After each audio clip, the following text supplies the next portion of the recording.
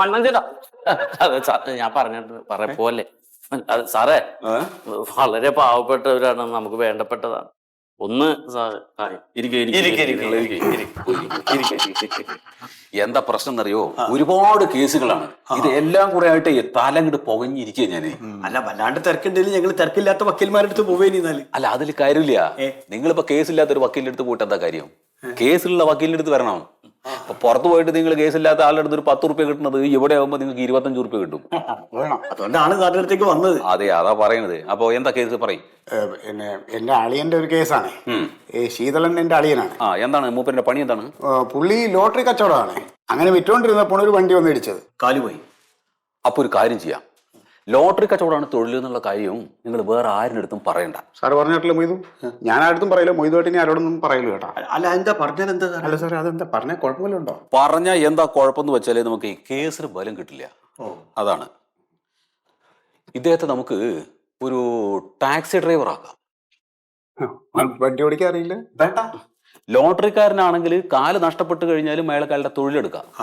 പക്ഷെ ഡ്രൈവർ ആയാല് കാല് നഷ്ടപ്പെട്ട് കഴിഞ്ഞാൽ അയാൾക്ക് ജീവിതേ പോയി, അല്ലെ? ചവിട്ടാൻ കാലുവാണല്ലോ. കാല് വേണ്ടേ? ഇതാണ് പോയിന്റ്. കറക്റ്റ് അല്ലേ? അളിയൻ ടാക്സി ഡ്രൈവർ ഫിക്സ്. അത് മതി, അത് മതി. ഞാൻ പറഞ്ഞില്ലേ? ശരി. ഈ അളിയൻ എത്ര വയസ്സുണ്ട്? അളിയൻ 38 വരും. 38 ആവുമ്പോ ഒരു ഏകദേശം ഒരു 72 വയസ്സ് നമുക്ക് ആയുസ് വയ്ക്കാം. 72 75 വയ്ക്കാം, കുഴപ്പമില്ല.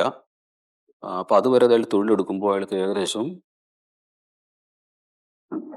ഒരു കാലിന് എന്ത് കിട്ടും സാറേ? നമുക്കൊരു കാര്യം ചെയ്യാം, ഏകദേശം ഒരു 40 ലക്ഷം രൂപ വരെ നമുക്ക് വാങ്ങിച്ചെടുക്കാം.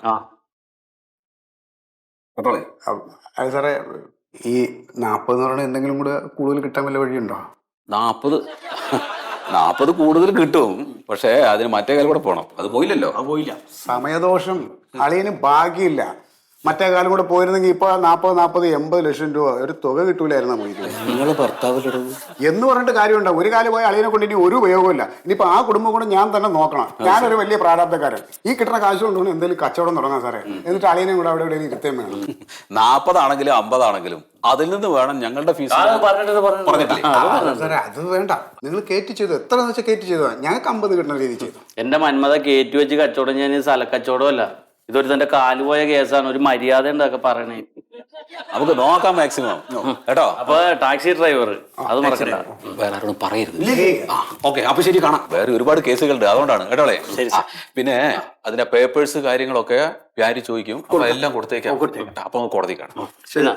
സാറിന്റെ കാർഡാണ്, നമ്പർ അതിലുണ്ട്. ഓ ശരി ശരി. യൂനസേ, അല്ല, യൂസഫ്. ഒരു പേര് പോലും മര്യാദ ഓർക്കാത്ത ആളാണ്. 40 ലക്ഷം മേടിക്കാൻ വന്ന് എന്നെ തല്ലു വിളിക്കല്ലേ. ഹലോ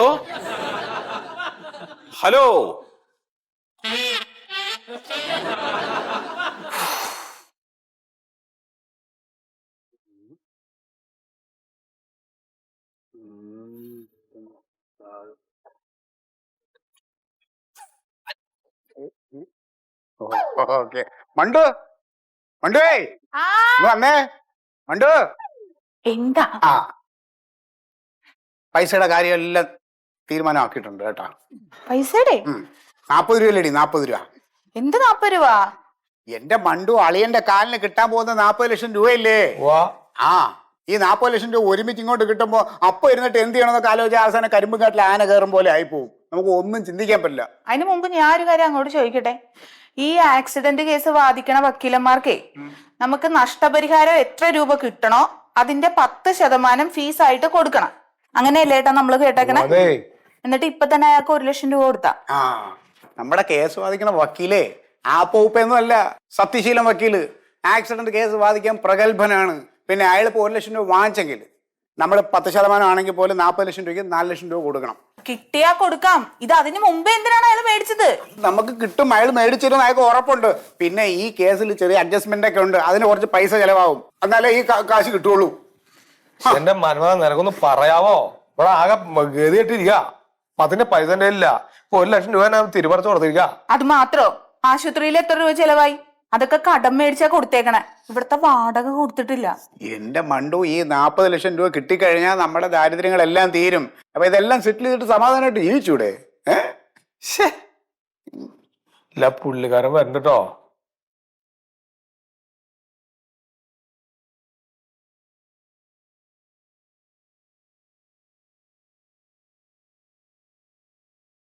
എന്താണ് ശീതള, കാലിനിപ്പോ എങ്ങനെയുണ്ട്?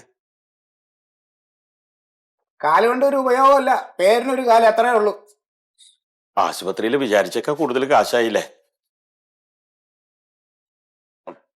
അതെ, ഞാൻ ഇപ്പൊ വന്നതേ ശീതളിന് ആ കേസും ഒന്ന് ഒഴിവാക്കണം. ഹലോ, നിങ്ങളടുത്ത് അന്ന് പറഞ്ഞില്ലേ ഇത് കേസ് ഒഴിവാക്കാൻ പറ്റില്ല, ഞങ്ങൾ കേസുമായിട്ട് മുന്നോട്ട് പോയാണെന്ന്. ഞാൻ പറഞ്ഞല്ലേ ശീതള, വേറെ ആളുടെ വണ്ടി വാടകയ്ക്കാ ഓടിക്കൊണ്ടിരുന്നത്. സ്വന്തമായിട്ടൊരു വണ്ടി എടുക്കാൻ വേണ്ടി അടവിനൊരു സെക്കൻഡ് ഹാൻഡ് വണ്ടി എടുത്താ ഞാൻ. അതിന്റെ ഇൻഷുർ അടയ്ക്കാൻ വേണ്ടിയിട്ട് ഇറങ്ങുമ്പോഴാണ് ഇങ്ങനെ ഒരു അപകടം പറ്റിയത്. ഇൻഷുർ ഇല്ലാത്ത വണ്ടിയാണ്. കേസൊക്കെ കൊടുത്തു കഴിഞ്ഞാൽ ഞാൻ കയ്യിൽ നിന്ന് എടുത്ത് തരേണ്ട ഒരു നഷ്ടപരിഹാരം എൻ്റെ ഇല്ല. അതുകൊണ്ടാണ് ഞാൻ എന്നൊന്ന് ഒഴിവാക്കി തരണമെന്ന് പറഞ്ഞത്. അല്ല പുള്ളിക്കാരൻ എന്തെങ്കിലും ചെയ്തു കൊടുത്താലോ? എന്തോന്ന് എന്താന്നറിയാ നിങ്ങൾ പറയണത്? അല്ല പുള്ളിയുടെ ടേറ്റ് കൊണ്ടാ പറയണേന്ന് പറയാ. അതെ, എന്തെങ്കിലും ഒന്ന് ചെയ്തു കൊടുക്കണ്ടേ? അളിയൻ ഇനി ഒന്നും ചെയ്യാൻ പറ്റില്ല, അറിയാലോ. ഇപ്പൊ നമ്മൾ ഈ കേസുമായിട്ട് കോടതിയിൽ അങ്ങോട്ട് പോകുന്നുണ്ട്. അതാണ് ഞങ്ങളിപ്പോ തീരുമാനിച്ചേക്കണേ. ശീതള, ഞാനൊരു വാടക വീട്ടിലാണ് താമസിക്കുന്നത്. ഭാര്യയും 2 കുട്ടികളും ഉണ്ട്. നഷ്ടപരിഹാരം തരാൻ എൻ്റെ അടുത്ത് ഒരു നിവൃത്തിയില്ല. അതുകൊണ്ടാ. അതെ, 4 ദിവസത്തിന്റെ ഉള്ളിൽ 1,00,000 ഉറുപ്പ്യ ഞാൻ ഇവിടെ കൊണ്ടുവന്നേരാം. ഞാൻ പലിശയ്ക്ക് ഒരാളോട് ചോദിച്ചിട്ടുണ്ടേ. അതല്ലാതെ വേറെ ഒരു വഴിയില്ല. അതുകൊണ്ട് ഒന്ന് ഒഴിവാക്കി തരണം ഈ കേസ്. കടന്നോ? പുള്ളിക്കാരനെ ആ കാശ് മേടിച്ചും ഒഴിവാക്കലല്ലേ? അളിയ ഇയാൾ തന്നെ 1,00,000 രൂപ നക്കാപ്പിച്ചോണ്ട് നമുക്ക് എന്ത് ചെയ്യാൻ? പിന്നെ ഇവിടുത്തെ ബാധ്യത, വാടകകൾ എത്ര മാസം പെൻഡിങ് കിടപ്പുണ്ട്. ഇതുണ്ടല്ല, ഒരു ദിവസം എത്ര രൂപ ഈ വീട്ടിൽ വരുമാനം കൊണ്ടുവന്ന ആളാന്ന് അറിയാമോ? ഇനി അതൊക്കെ ഞങ്ങളിത് വാടക വീട്ടിൽ തന്നെ കിടക്കണം. നിങ്ങൾ മാത്രമല്ല, ഞങ്ങൾ കേസുമായിട്ട് മുന്നോട്ട് പോകണേ ഉള്ളൂ. അതാണ് നമ്മുടെ തീരുമാനം. കാശ് കുറച്ച് ചെലവണ്ടേ? അതുകൊണ്ടാ ആ കുറച്ച് മിനിസം കയറ്റി തരാൻ പറ്റുമെന്ന് ആലോചിക്കാറുണ്ട്. അതിനെ പറ്റുമോ? ഇയാൾ ഇനിയിപ്പോ കയറ്റി എത്ര കയറ്റുമെന്ന്?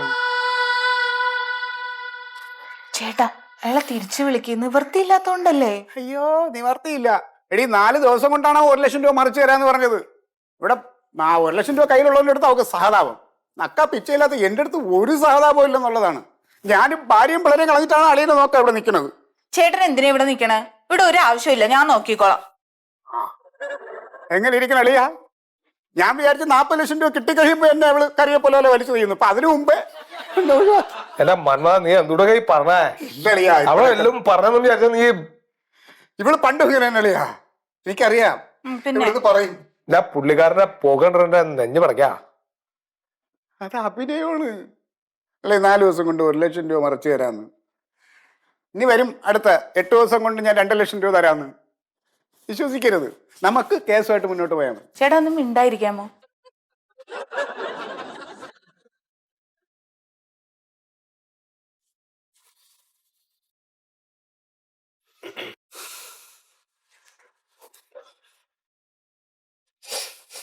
പെങ്ങളെ നോക്കി, എന്തിനാ നിങ്ങൾ ഇങ്ങനെ കരയണത്?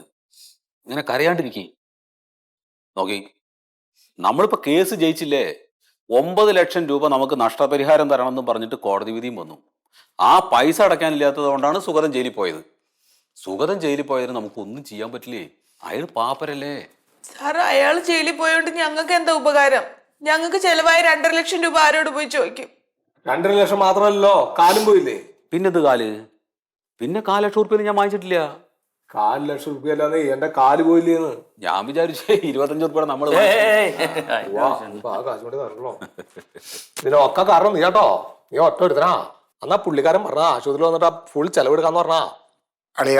അളിയൻ എന്തെങ്കിലും കിട്ടണമെങ്കിൽ കിട്ടിക്കോട്ടെ എന്ന് കരുതിയിട്ടല്ലേ ഞാൻ ഇതിനൊക്കെ ഇറങ്ങിയത്. ഇപ്പൊ കിട്ടിയല്ലോ, സന്തോഷമായല്ലോ. ഇതെല്ലാം പോട്ടെ. ആ വാദം നടക്കുന്ന സമയത്ത്, കേസ് നടക്കുന്ന സമയത്ത് ഇല്ല പുള്ളിക്കാരൻ വന്നിട്ട് നമ്മളോട് പറഞ്ഞല്ലേ 1,00,000 രൂപ അങ്ങോട്ട് തരാന്ന് പറഞ്ഞല്ലേ, ഒന്ന് കേസിന് ഒഴിവാക്കി കൊടുക്കാൻ പറഞ്ഞാൽ കാല് പിടിച്ചല്ലേ. എന്തുട്ടാ ഇയാൾ പറഞ്ഞേ? മിഴുക്കം വക്കീല 10-40 ഉറുപ്പ്യ കിട്ടുന്ന കേസാ. എന്തുട്ടാ അളിയൻ പറയണേന്ന് പറഞ്ഞ എന്നോട്. വക്കീലിന് മിടുക്കുറവൊന്നുമില്ല, നമ്മള് കേസ് ജയിച്ചില്ലേ. എന്റെ പൊന്ന് സാറേ, കേസ് ജയിച്ചോണ്ട് ഞങ്ങൾക്ക് വല്ല കാര്യമുണ്ടോ? നല്ലൊരു കാശാണ് ചെലവായതാ. ഇല്ല പുള്ളിക്കാരൻ ജയിലിൽ കിടന്നു വെച്ചും ആ പ്രാക്ക് കേൾക്കാൻ നല്ല കാര്യമുണ്ടോ? ഇനിയിപ്പോ വിധിയില് ഇതിന്റെ അവസാന ഭാഗത്ത് വേറെ ഒരു കാര്യം കൂടെ പറയണ്ട. അത് നിങ്ങൾ ശ്രദ്ധിച്ചോന്ന് എനിക്കറിയില്ല. എന്തുട്ടാ? ജയിലിൽ കിടക്കുന്ന സുഗതന്റെ പ്രതിദിന ചെലവിലേക്കായി 200 രൂപ ശീതളം വഹിക്കണമെന്നുണ്ട്. എന്തുട്ടാണ്? സുഗതൻ ജയിലിൽ കിടക്കുകയാണല്ലോ. സുഗതന്റെ പ്രതിദിന ചെലവിലേക്ക് വേണ്ടിയിട്ട് 200 രൂപ നിങ്ങൾ വഹിക്കണം. അതായത് 200 × 30 6000.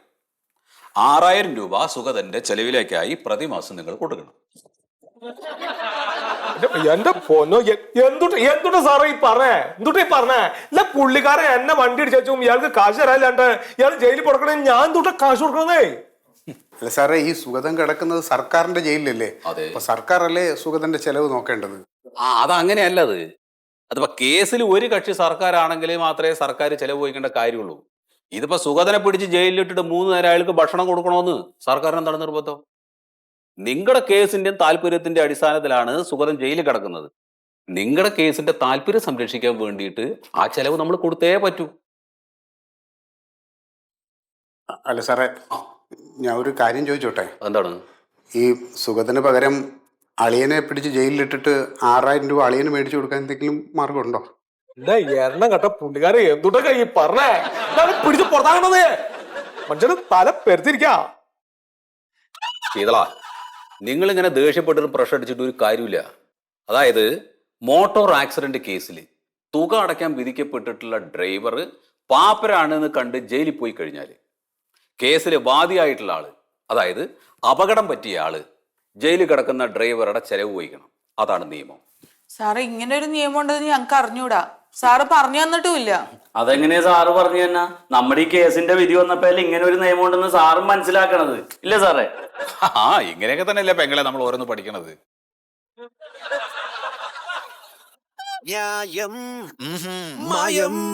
മറിമായത്തിനെ സ്നേഹിക്കുന്ന നിങ്ങൾക്ക് ഒരു സന്തോഷ വാർത്തയുമായിട്ടാണ് ഞാൻ വന്നിട്ടുള്ളത്. ഇതുവരെ, അതായത് 15 വർഷമായി നമ്മുടെ മറിമായം ഇങ്ങനെ സക്സസ്ഫുള്ളായി പോയിക്കൊണ്ടിരിക്കുകയാണ്. ഇത്രയും നാളത്തെ നമ്മുടെ എല്ലാ എപ്പിസോഡുകളും സൗജന്യമായി തന്നെ മനോരമ മാക്സിൽ നിങ്ങൾക്ക് കാണാൻ സാധിക്കുന്നതാണ്.